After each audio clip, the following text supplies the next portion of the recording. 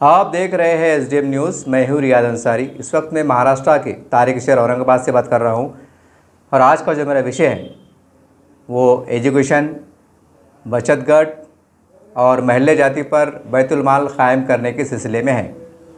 देखिए, आज 16 मई है और 16-17 जून से आप सबको पता है कि एजुकेशन का नया साल शुरू होता है। स्कूल, कॉलेज, प्राइमरी स्कूल सब खुल जाते हैं। आज बहुत महंगाई का दौर है और महंगाई की वजह से इंसान को कमाना बहुत मुश्किल हो रहा है और जो कमा रहे हैं तो उसके अंदर ज़िंदगी बसर करना भी बहुत मुश्किल हो रहा है, क्योंकि महंगाई बहुत आसमान को छू रही है। और ऐसे घर में अगर हर घर में दो तीन बच्चे पढ़ने वाले रहते हैं, कोई प्राइमरी पे रहते हैं, कोई हाई स्कूल पे रहते हैं, अगर बड़े बच्चे हैं तो कॉलेज पढ़ते हैं, और एक एक कॉपी किताब की कीमत क्या है आपको पता है। एक ज़माने में समझो जो कॉपी एक 10-15 रुपये में आती थी वो आज कॉपी 70-80 रुपये में आ रही। डबल टिबल पचबल जो तो भाव बढ़ गए हैं और कमाई के अंदर कोई ज़्यादा इजाफा नहीं हुआ है। तो मैं तमाम उम्मत मुस्लिमा के तमाम ज़िम्मेदारान बिला लिहाज सभी को मैं सबसे मुखातिब हूँ कि देखिए, ये मेरा ख़ुद का सर्वे है। मैं सर्वे की बुनियाद पे कह रहा हूँ कि हर साल जब जून का महीना आता है तो कई गरीब मुसलमान जो है तो अन्ना लोगों से बैच से पैसे लेते हैं। वो बैच से पैसे लेते हैं और उसके अंदर जो है तो बच्चों को जो है तो कापी, किताब, यूनिफॉर्म ख़रीदते हैं। ये मेरा बाज़ाब्ता सर्वे है और आप भी जो संगठन वाले हैं वो भी अपने तौर पर सर्वे कर सकते हैं। ये अगर आपको कुछ शक शुबा है तो मैं आपके साथ चलने को तैयार है, मैं आपको सर्वे कराने में मदद दूँगा। और जब बचत गट से लेते हैं तो जाहिर सी बात है सूद से पैसा ले रहे हैं। तो ज़रा सोचिए, सूद से पैसा यानी कि हराम का पैसा, जब वो सूद हराम के पैसे लेके जो है तो बच्चों को पढ़ा रहे हैं, लिखा रहे हैं, तो क्या बरकतें आएंगी? ऐसी तालीम में क्या बरकत आएंगी? खैर, लेने वाले तो बेचारे मजबूर होकर ले रहे हैं, बेबस होकर ले रहे हैं, कोई खुशी से तो नहीं ले रहे हैं। तो ये बहुत फ़िक्र अंगेज़ बात है। तो इसके ऊपर आप सभी को बहुत जो है तो तवज्जो देने की ज़रूरत है। और मेरा ख़ुद का एक ये भी सर्वे है कि जिसको हम पिछड़ी जमात के लोग कहते हैं, जिनको आदिवासी कहते हैं, जिसको दलित समाज के लोग कहते हैं, उनके भी प्रोग्राम में मुझे कई बार जाने का मौका मिला। डॉक्टर बाबा साहब अम्बेडकर की जयंती में जाने का मौका मिला। डॉक्टर बाबा साहब अम्बेडकर की जो बरसी होती है, यानी जब उनका देहांत हुआ था, इंतकाल हुआ था, वो उसमें भी हमको जाने का मौका मिला। तो आपको बड़ी हैरत होगी, आश्चर्य होगा कि दोनों प्रोग्राम में वो समाज के कुछ चुनिंदा ज़िम्मेदारों ने एक अलग से मंडप लगाते हैं और वो कहते हैं कि शीका लड़ा यानी संगठित हुआ, यानी बाबा साहब ने हमको आदेश दिया है कि आप पढ़ो, लिखो और मुत्तहिद हो के आगे बढ़ो। तो वो मंडप लगाते हैं और मंडप में वो उनका जो तरीक़ेकार होता है ऐलान कर देते हैं आने वालों को कि कोई पेन ला के दे, कोई पेंसिल ला के दे, कोई बस्ता ला के दे, कोई किताबें ला के दे, कोई कापियाँ ला के दे। फिर वो जमा करके जो गरीब स्कूलों में जाते हैं, जहाँ गरीब बच्चे तलबा रहते हैं, लड़के लड़कियाँ पढ़ते हैं, वहाँ जाके तकसीम करते हैं। जयंती के टाइम पे जो है तो सैकड़ों की तादाद में लोग उनको मदद करते हैं, कापी ला के देते हैं, बस्ता ला के देते हैं, यहाँ तक कि 10 रुपये का पेन ला के देते हैं। और इस मुसलमानों को ख़ास तौर पर इस्लाम में कहा गया है कि पढ़ अपने रब के नाम से। तो ये जिसको कुरान में ज़िक्र है कि पढ़, तो वो कौम आज बिछड़ कर रह गई। तो इसका ज़िम्मेदार कौन है? इसके ज़िम्मेदार मैं समझता हूँ कि हमारे तमाम बड़े ज़िम्मेदार हैं।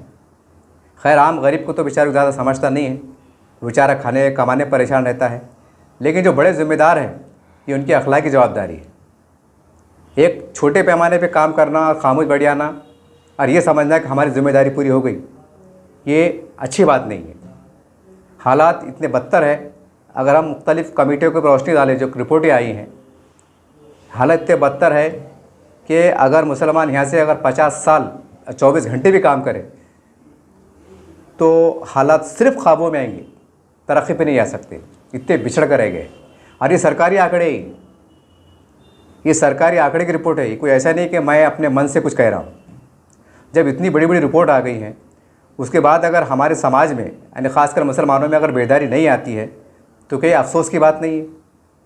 क्या ये शर्म की बात नहीं है कि जो समाज अपने महल्ले में लाखों करोड़ों की मस्जिद बनाने में कामयाब हो रहा हो, मदरसे बनाने में कामयाब हो रहा हो, हज़ारों रुपए की, आप जो बड़े बड़े इस्तात लोग हैं मुसलमानों के अंदर, वो हज़ारों लाखों रुपए लगा के जो है तो शादियाँ कर रहे हो अपने बच्चों की, फजूल खर्ची पे फजूल खर्ची देखी जा रही है। यहाँ तक कि जन्मदिन मनाए जा रहे हैं, जन्मदिन के अंदर भी हज़ारों रुपये खर्चा हो रहा है। और वही समाज का एक बड़ा तबका जो है तो अपने बच्चों की कापी किताब यूनिफॉर्म के वास्ते बैच से पैसे लेता है।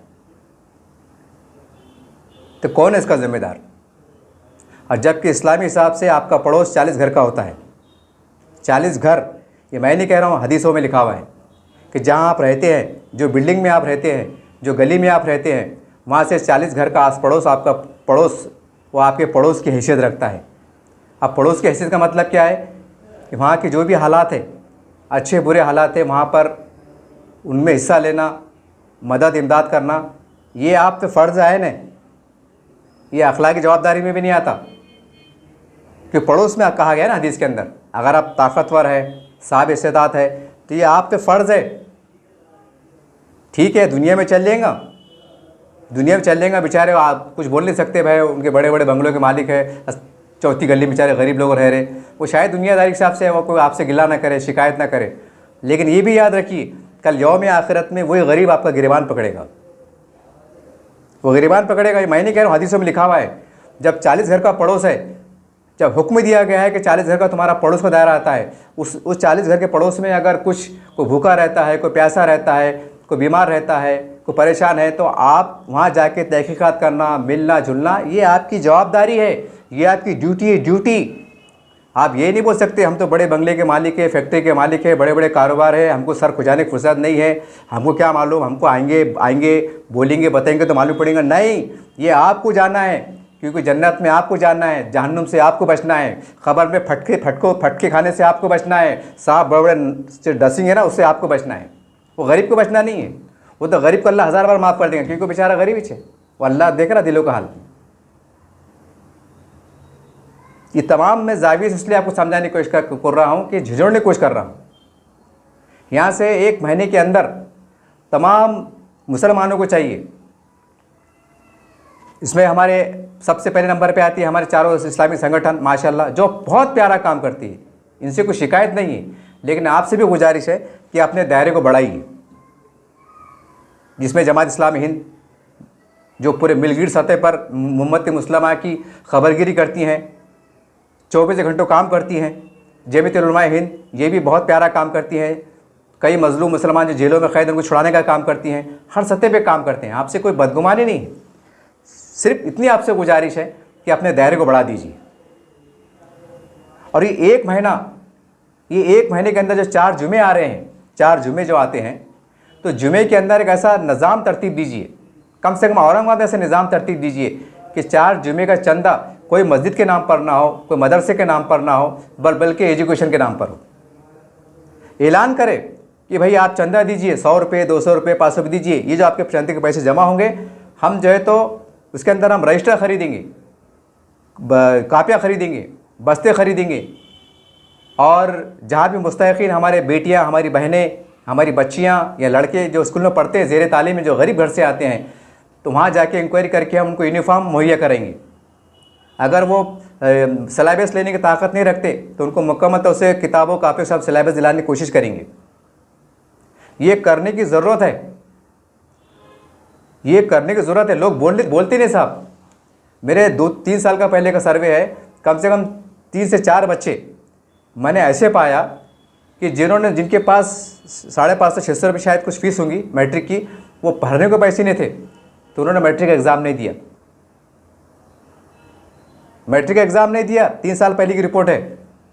ये रिपोर्ट में, क्योंकि वो बच्चों को मैं हमेशा हौसला अफजाई करता था, हमेशा मेरी इस्तात के मुताबिक उनको 150 रुपये दे दिया करता था खामोशी में, बेटा रन दो, तुमको काम आएंगे। और एग्ज़ाम के टाइम मुझे बोलना, मैं तुम्हारी मदद करूँगा, मैं सेंटर पे आऊँगा, तुमको छोड़ूंगा, वहाँ पर जो भी मदद करूँगा।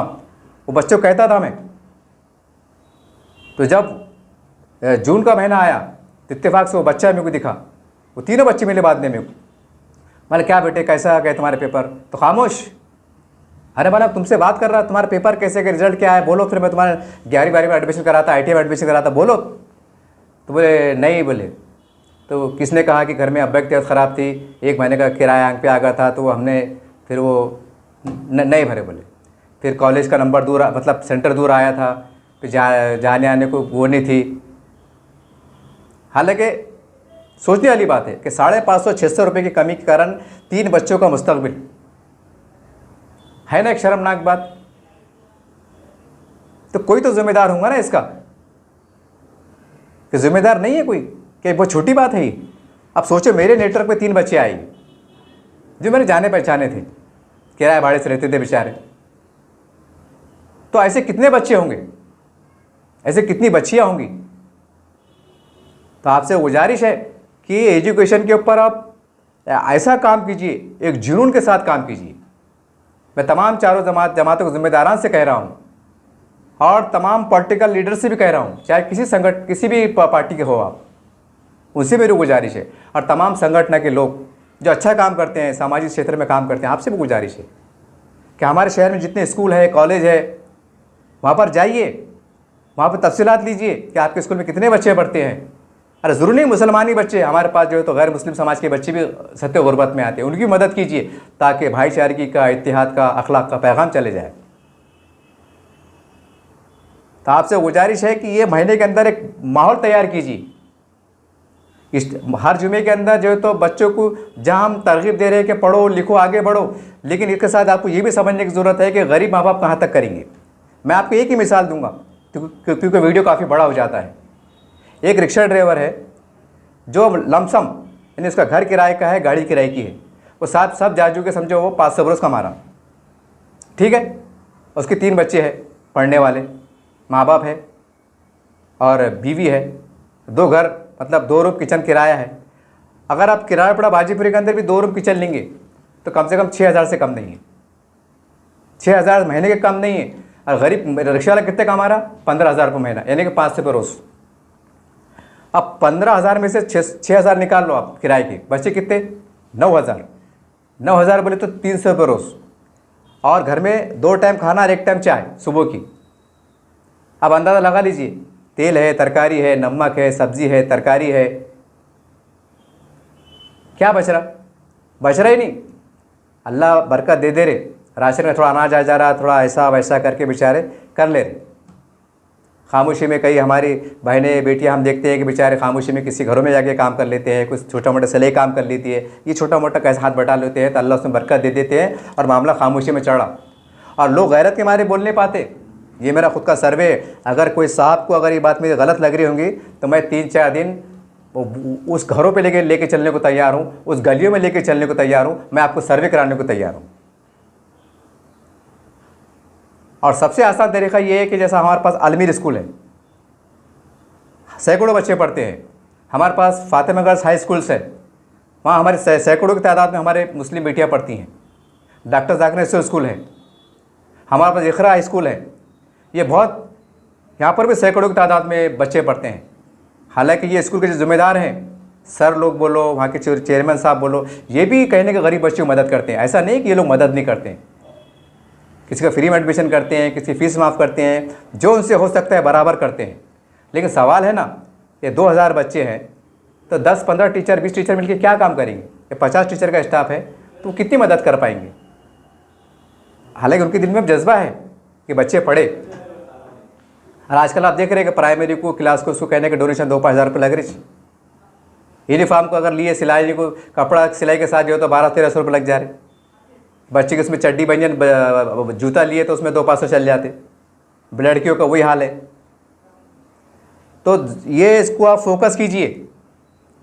याद रखिए, जून के महीने के अंदर कई मुस्लिम माँ बाप बैच बट्टों से पैसे लेके अपने बच्चों की जो है तो उनके कापी किताब बस्ते लेते। ये मेरा खुद का सर्वे है, मैं गवाही दे रहा हूँ आपको, खुदा को और अल्लाह को हाजिर नाजिर जान के मैं गवाही दे रहा हूँ, मेरा खुद का सर्वे है ये।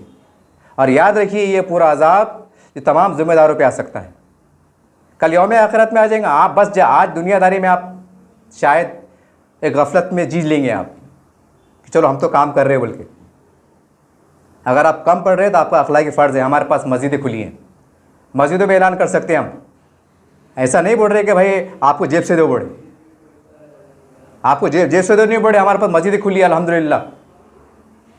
और खुदारा एक ऐसा निज़ाम तरतीब दीजिए, कहीं अगर मस्जिद के तामीरी काम चल रहे हैं, मदरसों के तामीरी काम चल रहे हैं, तो आप हिकमतन उसको रोक दीजिए, हिकमतन आपको उसको रोक दीजिए। जो क्योंकि समाज का एक बड़ा तबका एजुकेशन के मैदान में बिछड़ रहा है। माँ बाप पढ़ा रहे, 3 बच्चे, माँ बाप 3 बच्चे पढ़ने वाले हैं, बाप रिक्शे चलाता है या मट्टी काम को जाता है, घर किराए का है, 3 बच्चे पढ़ने वाले हैं, वो बाप जो होते बड़ी मुसीबत से बच्चों को खाली 2 टाइम का खिला रहा है, जैसे मेहनत मशक्क़त करके, लेकिन पढ़ाने को पैसे नहीं है। ऐसे सैकड़ों बच्चे मिल जाएंगे। ऐसे बच्चों को पढ़ाना, इनको गोद लेना हमारी अखलाक की जिम्मेदारी है। ये तमाम जो बड़े लोग जो ज़कात देने वाले हैं, आपसे भी गुजारिश है कि ज़रा दिमाग के दरीचे खोलिए, दिमाग के दरीचे खोलिए। फ़लस्तीन में क्या चढ़ा, उधर क्या चढ़ा, कश्मीर में क्या चढ़ा, उधर क्या चढ़ा, इसके ऊपर आप बहस करते हैं। आपकी बहस से कुछ होने वाला नहीं। हाँ, दुआ ज़रूर कर रहे हैं, पता नहीं वो कबूल हो रही कि नहीं हो रही, वो तो अल्लाह ही जाने, अल्लाह ही जाने क्या मामला है। लेकिन जो तुम्हारे सामने तबाही बर्बादी हो रही, उसके ऊपर कब हलचल करेंगे आप? 7 समंदर पार का दर्द तबाही आपको दिख रही, और अपने आसपास में जो तबाही बर्बादी हो रही, उसके ऊपर आपकी अकल काम नहीं करती, आपको एहसास नहीं होता। ज़रा स्कूलों में जाइए सही। आप इकरा स्कूल है, आलमीर स्कूल है, हमारे पास जो तो फातिमा स्कूल्स है, और भी दीगर स्कूल्स है, वहाँ जाइए ना। कॉलेज है, सर सैयद कॉलेज है, और दीगर कॉलेज है, वहाँ जाके पूछो, सर से पूछो कि सर तुम्हारे स्कूल में बच्चे कितने पढ़ते हैं, तो वो खुद बताएंगे कि हमारे पास में आज 200 एडमिशन हुए। 200 एडमिशन में 100-150 बच्चे तो ऐसे कि किसका बाप मट्टी काम को जाता है, किसका बाप टपरी भी काम को जाता है, कोई किराने की दुकान पे काम करता है, कोई भाजी पाला काम करता, कोई प्राइवेट कंपनी में काम करता है, कोई भंगार का काम करता है, कोई छोटे मोटे कपड़े बेचने का काम करता, कोई रोड पे जो है फुटपाथ पे छोटा मोटा हरमाल बेचता है, कोई गाड़ी लुटता है। ये ऐसे बच्चे मिलेंगे आपको। सिर्फ 4 आने बच्चे ठीक ठाक मिलेंगे वे, जिनके घर बार कारोबार जातिया है। तो इसके ऊपर देखना पड़ेगा। खाली नारे तकबीर अल्लाह अकबर बोलने से काम चलने वाला नहीं है। ज़रा जाके देखो। और उसके अलावा हमारे पास कई इज्तिमाई शायरी का नज़्म है, वहाँ भी हम फेल जा रहे, उसके ऊपर भी गौर करना पड़ेगा। ये बुनियादी बातें काम करने की है।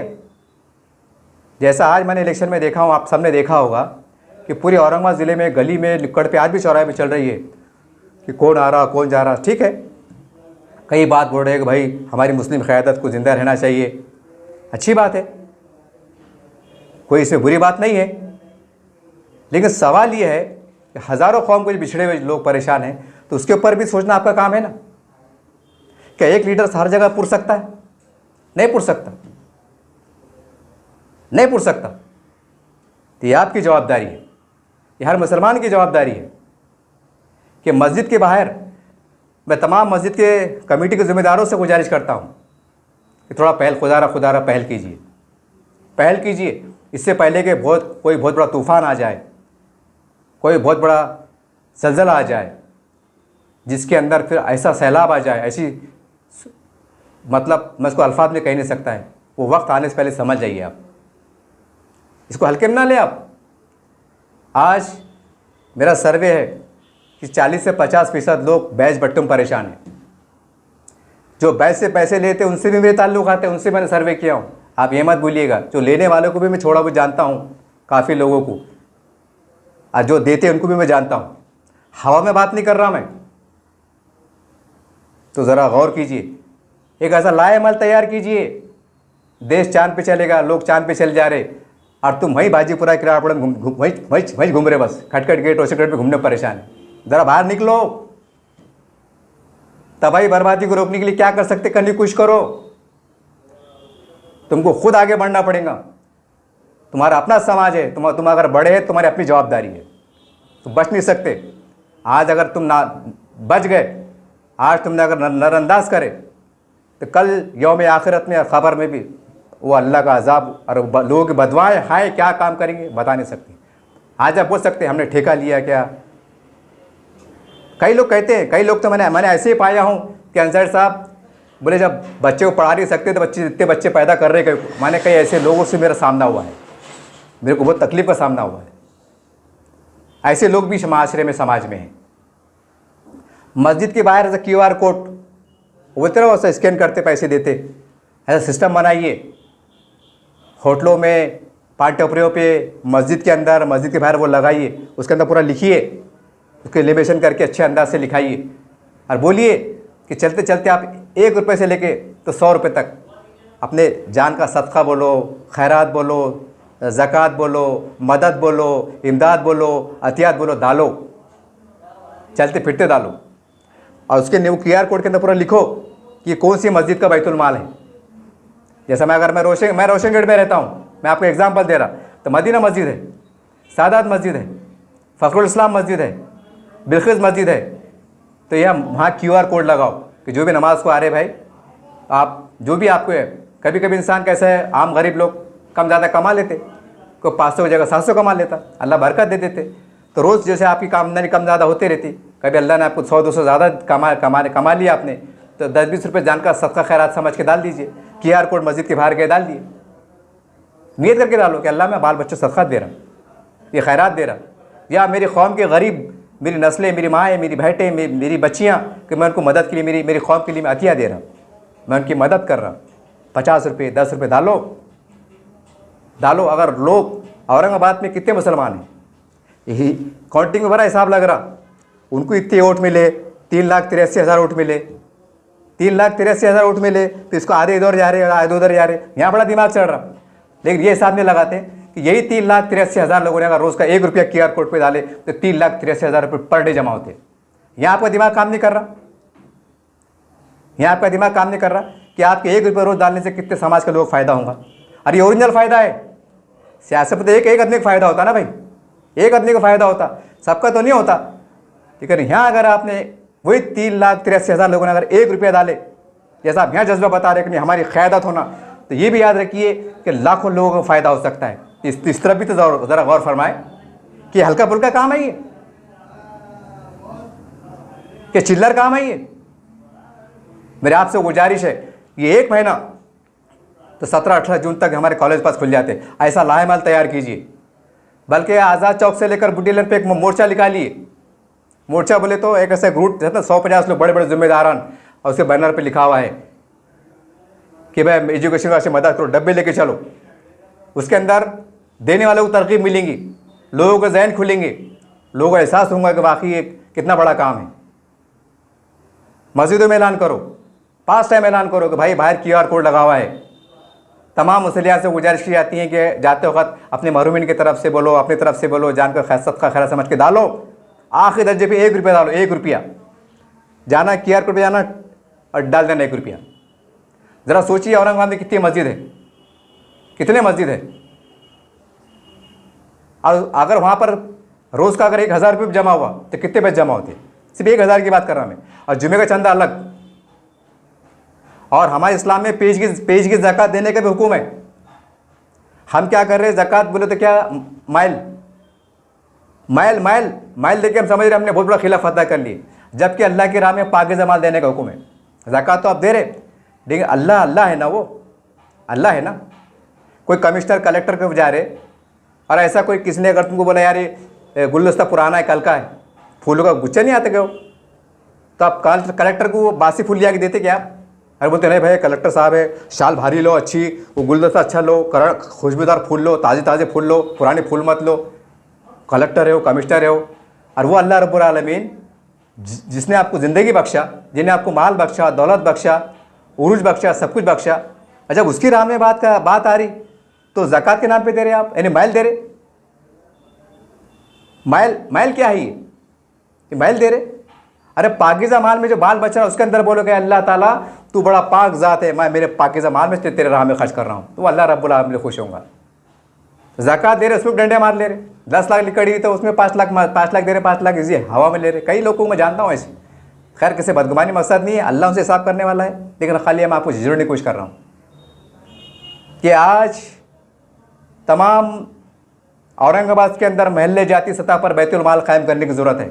अगर आप बैतुल माल कायम करेंगे, शुरुआत तो कीजिए, खामोश तरीके से काम मत कीजिए। मैंने कई लोग बोला तो क्या बोलते मालूम, अंजर साहब तुमको नहीं मालूम काम चढ़ रहा, बोले अरे ऐसे कैसे काम चढ़ा, वो 2 नंबर का दो नंबर धंधा है क्या, वो खामोशी काम चढ़ा। अरे बोर्ड लगाओ, कमेटी के सदर कौन है, सेक्रेटरी कौन है, उसका नाम क्या है, सिस्टम क्या चल रहा है आपके पास, कैसे क्या जमा हो रहा, आपका देने का तरीका क्या है, ये भी तो मालूम होना ना।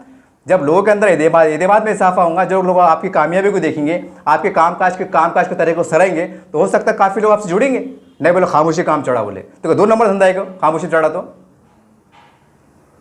आपसे गुजारिश है कि ये 17 जून के बाद ऐसा नज़ारा देखने को मिलना चाहिए औरंगाबाद के अंदर कि तमाम संगठन के लोग स्कूलों में जा रहे हैं, कॉलेज में जा रहे हैं, सर से पूछ रहे हैं सर कितने बच्चे हैं, कितने बच्चे मुस्तैक हैं, कितने बच्चों को कापी किताब नहीं है, उनके यूनिफॉर्म नहीं। ये मदद कीजिए आप माँ बाप। देखिए मैं ऐसे सैकड़ों घर को जानता हूँ क्योंकि मेरा लॉकडाउन का तजुर्बा है कि माँ बाप बहुत मुश्किल मतलब किराए भर पा रहे हैं और बच्चों को खिला पा रहे हैं, पढ़ा नहीं सकते, महंगे का दौर है। और आज हमारे पास क्या निकलता है मालूम, अरे अंसर साहब उनके पास टीवी बोले, तो कोई कहता है बोले मोबाइल है बोले। अरे भाई ये ज़रूरत ज़िंदगी का हिस्सा बन गई, ये बहुत बड़ी कामयाबी की दलील नहीं है एक मोबाइल होना, सेकंड हैंड 2-5 हज़ार में मिल जा रहा। अब रहे टीवी तो आप उसको कुछ रोक नहीं सकते ना। अब दुनिया में क्या चढ़ा हो तो देखते, अब अच्छा इस्तेमाल करेंगे तो अच्छी बात है, बुरा करेंगे तो वो भुगतेंगे। तो इसके आड़ में आप क्या कौम को छोड़ देते न को बोले उनके बाद मोबाइल भारी बोले। अरे तो ज़रूरत ज़िंदगी है ना, हो सकता है कोई बच्ची कॉलेज की जाती होंगी, बच्ची फ़ोन करती होंगी, पापा मैं आ रही, मैं जा रही, जो भी है, तो ये ज़रूरत ज़िंदगी है ना। आप मोबाइल नहीं रहेंगे, अरे बच्ची चलेगी, बच्चे चलेगा, फिरो। अरे कुछ तो ज़रा सोचो ना। अरे अपने बच्चे का जन्मदिन आता, क्या क्या आता, तो लाखों रुपया मट्टे उड़ा देते। और किसके बाद ज़रूरत ज़िंदगी वास्ते कोई छोटा मोटा सेकंड हैंड टीवी बोलो, मोबाइल है बोलो, ज़रूरत ज़िंदगी तो खाली उसके ऊपर टीका करते। अरे यार वो तो मोबाइल इस्तेमाल कर रहे, अरे ज़रूरत ज़िंदगी हिस्सा बन गया ना हो आधे कारोबार तो उस पर चढ़े, तो क्या वो भी नहीं करेंगे, भूखे मरते फिर आप। और क्या तो बोले मुसलमान तरक्की करो। अरे क्या तरक्की करेंगे? अरे मोबाइल लेना, अच्छा घर बनाना, गाड़ी लेना, ये तरक्की का अलामत है ना। अब कितने का सेकंड गाड़ी लिया तो उसके बाद गाड़ी बोले यार, तो क्या उन्हें पैदल चलना फिर आप, यानी घोड़े पे चलने नहीं दे रहे, पैदल चलने नहीं दे रहे, फिर हो रहा क्या, बैच बैठे पैसे ले रहे, लपट डुप्पी कर रहे, कोई गलत लाइन में लग जा रहा, फिर क्या बढ़िया कौम को क्या हो गया यार, कौम को क्या हो गया यार। अरे तुम एड़े चाले कर रहे ना, तुम दिल बड़ा नहीं कर रहे ना। अपने बच्चे के पास अगर एक गाड़ी है तो बच्चे को बोलते हैं ना, बच्चा क्या बोलता है, अब्बा ये गाड़ी 1 साल पुरानी नवी होना, अपने बच्चे को बराबर गाड़ी दिला रहे। ये एहसास नहीं है आपको। खैर माल आपका है लेकिन आप एहसास करो ना कि यार हम अपनी औरत कितना खर्चा कर रहे हैं। गरीब के पास सेकंड मोबाइल है, कुछ है तो क्या हुआ। बहरहाल आपसे गुजारिश है कि दलित समाज, हमारा आदिवासी समाज, उनसे सबक सीखो कि मंडप लगा के कर रहे हैं, बेदारी पैदा कर रहे हैं।